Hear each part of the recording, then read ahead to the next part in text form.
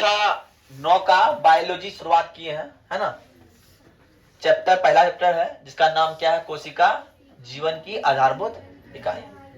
हम लोग बताए हैं कि मेरा शरीर बना है कैसे, अंगों से मिलकर बना है, और हमारा अंग बना है कैसे, बहुत सारे उत्तकों से मिलके, और बहुत सारा उत्तक बना है कैसे, समान रूप से कोशिकाओं से मिलके। तो जीवन की सबसे छोटी इकाई क्या है, कोशिका है। क्या है, कोशिका। तो कोशिका किसे कहेंगे, तो कोशिका कहेंगे कि जीवन की आधारभूत संरचना और क्रियात्मक इकाई क्या कहलाती है, कोशिका की। जीवन की आधारभूत इकाई और क्रियात्मक संरचना जो है वो क्या है, तो कोशिका है। और ये कैसे बनाता है, कोशिका जीव द्रव से बनी होती है। कोशिका से बनी होती है, जीव द्रव से। और कोशिका की खोज सर्वप्रथम 1665 ईस्वी में रॉबर्ट हुक ने किया था। रॉबर्ट हुक नाम का एक वैज्ञानिक था जिन्होंने सर्वप्रथम 1665 ईस्वी में क्या किया, कोशिका की खोज की। कोई दिक्कत? अब आते हैं, एक लगभग 60 किलो वाला जो व्यक्ति है, जिसका वजन 60 किलो है मान लेते हैं, तो उसके शरीर में कुल कोशिकाओं की संख्या कितनी पाई जाएगी, 60 गुना 10 का पावर 15। इसका मतलब 60 पर फिर 15 को सुनना दे दो, उतना समझ गए ना। इसका मतलब 60 पर फिर 15 को सुनना देंगे, उतना कोशिकाएं पाई जाती है। अब आते हैं, अब कुछ जीव एक ही कोशिका के बने होते हैं, जिसका शरीर में सिर्फ एक ही कोशिका पाया जाता है। जैसे अमीबा पैरामेसियम जो है एक ही कोशिका का बना होता है। ऐसे जीव जिनका शरीर एक कोशिका का बना हो उसे बोलते हैं एक कोशिकीय जीव। क्या बोलते हैं, एक कोशिकीय। और ऐसे जीव जिनका शरीर बहुत सारी कोशिकाओं का बना होता है उसे बोलते हैं बहु कोशिकीय जीव। जैसे कि तुम मनुष्य, हम जो मनुष्य हम क्या है, बहुकोशिकीय है। हमारे शरीर में बहुत सारी कोशिकाएं पाई जाती है, लाल रक्त कोशिकाएं, श्वेत रक्त कोशिकाएं। हमारे शरीर में दो तरह का ब्लड होता है, एक व्हाइट ब्लड होता है, एक रेड ब्लड होता है। हाँ, पढ़ाएंगे आरबीसी, डब्ल्यूबीसी, ये सब पढ़ाएंगे। Red blood cell, white blood cell. तुम लोग जब कटता है हमारा बॉडी तो पीप टाइप का निकलता है, व्हाइट निकलता है ना। वो कहां से आता है, वो it is the part of body, है ना, which is release in time to time, है ना। अब बोलता कोशिका संरचना की बात करता है, तो कोशिका संरचना में क्या होता है, कोशिका की संरचनाएं में 3 चीज होती है, कोशिका झिल्ली, कोशिका द्रव और केंद्रक। कोशिका झिल्ली, कोशिका द्रव और केंद्रक। केंद्रक सबसे बीच में होता है, सबसे ऊपर में झिल्ली लगा हुआ रहता है, उसके अंदर जो द्रव भरा हुआ। तो कोशिका की संरचना की, किसकी बात करते हैं, कोशिका की संरचना की। तो कोशिका के 3 भाग होते हैं। कौन से भाग होते हैं, पहला भाग होता है कोशिका झिल्ली, या इसको प्लाज्मा मेम्ब्रेन कहते हैं। और दूसरा होता है क्या, कोशिका द्रव, जिसको अंग्रेजी में बोलते हैं साइटोप्लाज्म। और तीसरा होता है केंद्रक, जिसको बोलते हैं, केंद्रक को क्या बोलते हैं, न्यूक्लियर। क्या बोलते हैं, न्यूक्लियर। तो अब कोशिका झिल्ली की बात करते हैं, तो कोशिका झिल्ली होती क्या है, एक बड़ा सा कोशिका मान लीजिए, उसके चारों तरफ एक झिल्ली टाइप का बना हुआ है, जिससे कि अर्ध पारगम्य है, कुछ चीज अंदर बाहर जा सकती है। तो क्या बोल रहा है, प्रत्येक कोशिका के सबसे बाहर चारों ओर एक बहुत पतली, मुलायम और लचीली झिल्ली होती है, जिसे कोशिका झिल्ली कहते हैं। कोई दिक्कत? यह झिल्ली कैसी होती है, जीवित होती है और अर्ध पारगम्य होती है, जिससे कुछ चीज अंदर बाहर, आधी चीज जा सकता है, कुछ चीज नहीं भी आ सकता। यह इसका कार्य क्या है, यह क्या काम करता है, यह कोशिका में रहकर कुछ बिना काम का कुछ होगा, है ना। हमारा पैर है, पैर कोई काम है ना, मेरा माथा है कोई काम है ना, मेरा हाथ है कोई काम है ना, और शरीर से कोई अंग निकाल दो कोई काम होगा, नहीं होगा। चल, तो अब आते हैं, यह एक सीमित झिल्ली का कार्य करता है, मतलब इसको किसी को रोकने का काम करता है। यह कोशिका का एक निश्चित आकार बनाए रखने में सहायता करता है। बिल्कुल बात है। अब मान लो किसी के ऊपर कवर नहीं रहे, तो क्या तुरंत एक कोशिका का कोई आकार बनेगा, चेहरा पे क्या रहे, चमड़ा नहीं रहे, मांसपेशी नहीं रहे, तो कोई सबका चेहरा कैसा लगेगा, है कि ना। तुम्हारा भी शरीर का अलग बनावट है, उसका शरीर का अलग बनावट है क्या नहीं, इसी कारण से। और यह कोशिका का यांत्रिक सहायता प्रदान करता है। यह कोशिका क्या करता है? यांत्रिक सहायता प्रदान करने का कार्य करता है। कौन करता है? तो कोशिका झिल्ली। अब सर कोशिका भित्ति क्या हो गया? कोशिका झिल्ली की बात कर रहे हैं, कोशिका भित्ति क्या है? ये भी एक प्रकार का कोशिका झिल्ली ही है। जो कोशिका भित्ति की बात कर रहे हैं, एक प्रकार से मान लीजिए कोशिका झिल्ली ही है। जीवों में पाया जा रहा है, मनुष्यों में पाया जा रहा है, झिल्ली है। और वही चीज पेड़ पौधा में पाया जा रहा है, तो भित्ति है ना। तो क्या हो गया? पादप कोशिकाएं चारों ओर से एक मोटे और कड़े आवरण से घिरा होता है। जो पादप कोशिका होता है, पादप कोशिका मतलब पेड़ पौधा होता है, जो उसकी कोशिकाएं होती है वो चारों तरफ से कड़ा आवरण से घिरा होता है। कभी पेड़ को लकड़ी को छूना ऐसे पुल करेगा नहीं, पर टाइट रहता है, कठोर रहता है ना। इस आवरण को कोशिका भित्ति कहते हैं। ये जो आवरण है पेड़ के छाल में जो लगा हुआ है, इतना कड़ा कड़ा कठोर दिखता है, उसको क्या बोलता है? कोशिका भित्ति। यह बना किसका होता है? यह मुख्यतः सेल्यूलोज का बना होता है एवं पारगम्य होता है। ये सेल्यूलोज का बना होता है, इससे कोई वह चीज इधर से उधर पार कर सकती है। और सेल्यूलोज एक जटिल पदार्थ है। सेल्यूलोज कैसा है? जटिल पदार्थ है, जो कोशिका की संरचनात्मक दृढ़ता प्रदान करता है। जो कोशिका क्या करता है? दृढ़ता प्रदान करता है। इसी कारण से सेल्यूलोज क्या बोलते हैं? हम निर्जीव भी बोलते हैं। बात क्लियर? अब इसका काम क्या है सर? तो यह कोशिका को निश्चित रूप प्रदान करता है। इसका भी काम है। देखो ये भी निश्चित रूप प्रदान कर रहा था, आगे ना, और वो ही प्रदान कर रहा था। यह कोशिका को सुरक्षा एवं सहारा भी प्रदान करता है। सुरक्षा एवं सहारा प्रदान करता है। अपर से कवर लगा हुआ है, अंदर में कुछ दिक्कत नहीं होगा, कोई समस्या नहीं होगा। और तीसरा है कोशिका को सूखने से बचाता है ना। अब अंदर तुम देखना, पेड़ के ऊपर बोलो कितना सूखा पदार्थ है, अंदर कटिंग करोगे तो निकलेगा, बस पानी निकलेगा या फिर कुछ निकलता है ना, वह बनता है।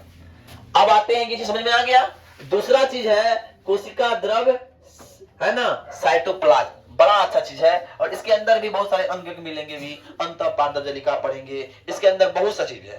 तो आते हैं पहले, जीव द्रव का वह भाग जो भित्ति एवं केंद्रक के बीच पाया था। मान लीजिए ये क्या है? एक भित्ति है, ध्यान दीजिएगा, ये कोशिका झिल्ली और भित्ति है, और ये क्या है? केंद्रक है। और इस बीच में जो पाया जा रहा है यही क्या है? कोशिका द्रव है। ये क्या है? कोशिका द्रव है। कोई दिक्कत?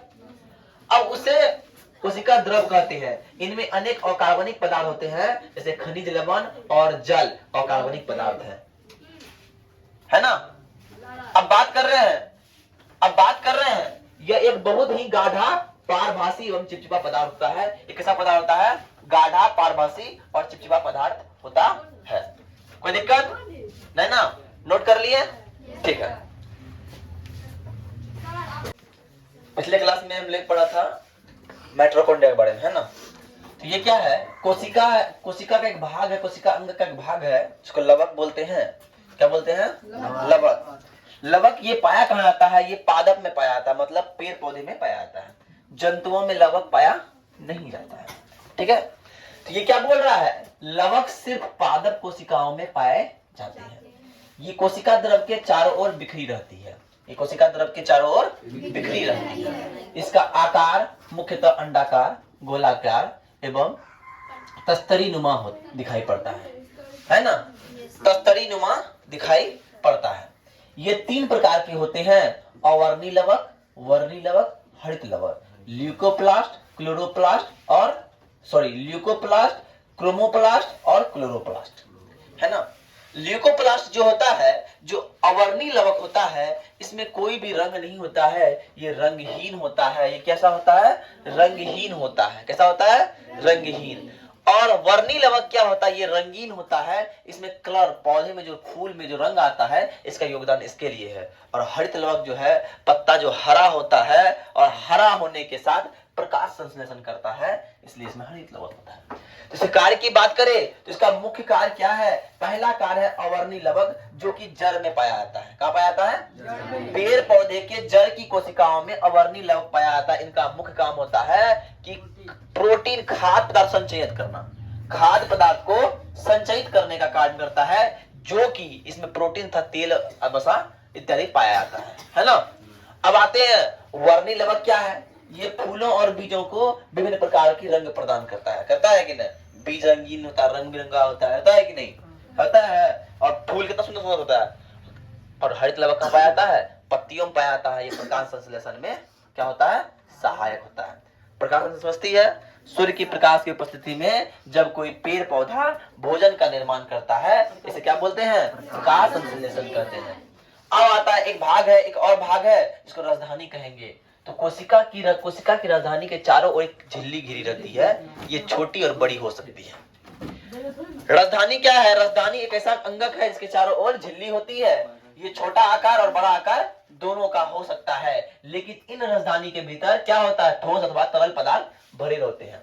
इसी राजधानी में ठोस अथवा तरल पदार्थ भरे रहते हैं। लेकिन यह कहता है एक बात और, जंतु की कोई राजधानी छोटी होती है। जंतु की राजधानी कैसी होती है? छोटी होती है। लेकिन पादप की राजधानी बड़ी होती है। कैसी होती है?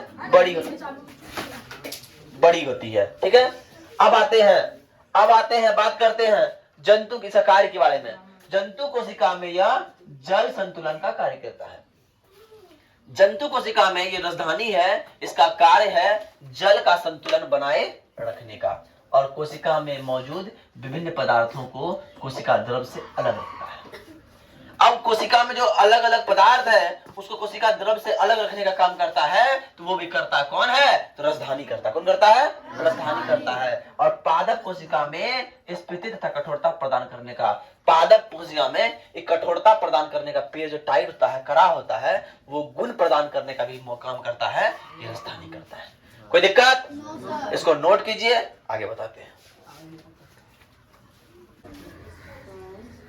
देखो, पिछले क्लास में हमने कोशिका द्रव में जितने कोशिकांग पाए जाते हैं उनके बारे में बात कर लिए थे। हम लोग कोशिका झिल्ली, कोशिका भित्ति और कोशिका द्रव के बारे में बात किए थे। जब कोशिका द्रव गए थे तो उसके अंदर कोशिका द्रव के अंदर बहुत सारा कोशिकांग था। लाइसोसोम, माइटोकॉन्ड्रिया, राइबोसोम, है ना, इत्यादि। लवक था क्या ना? लवक पड़े, वहां 3 प्रकार का लवक था, है ना, था क्या ना? सबका अलग अलग कार्य था। वो क्या काम करता है? कहाँ पाया जाता है लवक? पादप में पाया जाता है, जंतु में पाया जाता है, बताए थे, है ना। तो अब आते हैं केंद्रक की ओर आते हैं। केंद्रक को न्यूक्लियस कहते हैं अंग्रेजी में। तो केंद्रक होता क्या है, इनके बारे में सुनिएगा। कोशिका द्रव के बीच एक बड़ी गोल गाढ़ी संरचना होती है जिसे केंद्रक कहते हैं। क्या कहते हैं? केंद्रक कहते हैं। बोलता है सभी जीवित कोशिकाओं में केंद्रक मौजूद होते हैं। बात क्या है? जितना भी जीवित कोशिका है उसके अंदर केंद्रक क्या है? मौजूद होता है। और केंद्रक के चारों ओर दोहरी परत वाली एक झिल्ली पाई जाती है। उस केंद्रक जो केंद्रक होता है उसके चारों ओर दोहरी परत वाली एक पतली झिल्ली पाई जाती है, जिनको हम लोग क्या बोलते हैं? केंद्रक झिल्ली कहते हैं। तो भैया जब इतना बात समझ में आए तो काम भी इसका होगा ना। ये कौन सब काम करता है, इसका क्या सब काम है, तो बात समझिए। बात करो फिर। केंद्रक कोशिका की रक्षा करता है और कोशिका विभाजन में भाग लेता है। इसका काम है कोशिका की रक्षा करना और कोशिका विभाजन में भाग लेना। भाग लेना मतलब क्या भाई? जोड़ घटा गुणा भाग नहीं, पार्टिसिपेट करना, समझ रही है ना। चलो, ये कोशिका के भीतर संपन्न होने वाली सभी उपापचयी जैविक तथा रासायनिक क्रियाओं का नियंत्रण भी करता है ना। उसके अंदर जो विभिन्न प्रकार की कार्य होती है उसका नियंत्रण करने का काम भी कौन करता है? तो केंद्रक करता है। और यह कोशिका के विकास एवं परिपक्व को निर्धारित करता है। कौन? केंद्रक। अब केंद्रक समझ में आ गया। तो केंद्रिका क्या है? केंद्रक के अंदर केंद्रक द्रव में एक छोटी गोलाकार अंडाकार रचना होती है जिसे केंद्रिका कहते हैं। मतलब कोशिका के अंदर एक छोटी गोलाकार गाढ़ी संरचना आती है केंद्रक बोले, लेकिन केंद्रक के अंदर समझना, केंद्रक के अंदर छोटी एक रचना है जिसे केंद्रिका कहें। क्या बोले? केंद्रिका। तो भैया इसका भी कार्य है। तो ये केंद्रिका में आरएनए का संश्लेषण होता है। आरएनए का जो संश्लेषण होता है कहाँ होता है? केंद्रिका के अंदर होता है, केंद्रिका में होता है। और कोशिका विभाजन में इसका विशेष महत्व रहता है। इसका भी बहुत बड़ा महत्व रहता है। बात समझ में आ गया। अब आते हैं हम लोग गुणसूत्र क्या है, क्रोमोसोम क्या है, इनके बारे में बात करें। तो गुणसूत्र कोशिका के केंद्रक में लंबे तथा अत्यधिक कुंडलित धागे जैसी संरचना पाई जाती है, जिसे गुणसूत्र कहते हैं। और कोशिका विभाजन में ये स्पष्ट दिखाई देते हैं। कोशिका विभाजन में ये स्पष्ट दिखाई देते हैं। और इनके 3 भाग होते हैं, पेलिकल, मैट्रिक्स और क्रोमेटिडस। और इसका फिगर बना दिए हैं, आप लोग उतार लीजिए। बस इतना ही आज काफी है। ठीक है, कोई दिक्कत?